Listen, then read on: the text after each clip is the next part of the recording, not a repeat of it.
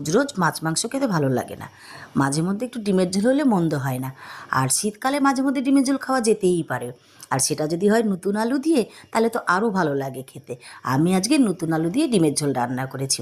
প্রথমে আমি আলু আর ডিমটাকে সিদ্ধ করে নিয়েছি, তারপর ডিমটার ছোকলা ছাড়িয়ে নুন হলুদ মাখিয়ে ডিমটাকে ভেজে নিয়েছি। ওই তেলেই সামান্য নুন দিয়ে আলুটাকেও ভেজে নিয়েছি। তারপরে কড়াইতে একটু তেল দিয়ে তাতে সাদা জিরে ফোড়ন দিয়েছি, দিয়ে বেটে রাখা আদা আর পেঁয়াজের পেস্টটা দিয়ে দিয়েছি।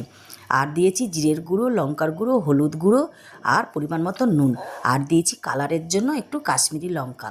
তারপরে মশলাটাকে ভালো করে কষে নিয়েছি। মশলাটা যখন কষা হয়ে গেছে তখন আলুগুলোকে দিয়ে আবার একটু কষে নিয়েছি, দিয়ে দিয়েছি পরিমাণ মতন জল। এখানে জলটা বেশি দিইনি, কারণ আলুটা আমি আগেই সিদ্ধ করে নিয়েছি। তারপর যখন আলুটা ভালো করে ফুটে উঠেছে তখন ওর মধ্যে দিয়ে দিয়েছি ডিমগুলো। তারপরে বেশ খানিকক্ষণ ফুটিয়ে নিয়েছি। তারপরে নামানোর সময় দিয়েছি গরম মশলা। এইভাবে একবার রান্না করে খেয়ে দেখুন, খেতে কিন্তু ভালোই লাগে। আর শীতকালে তো গরম ভাতে খুবই সুন্দর লাগে।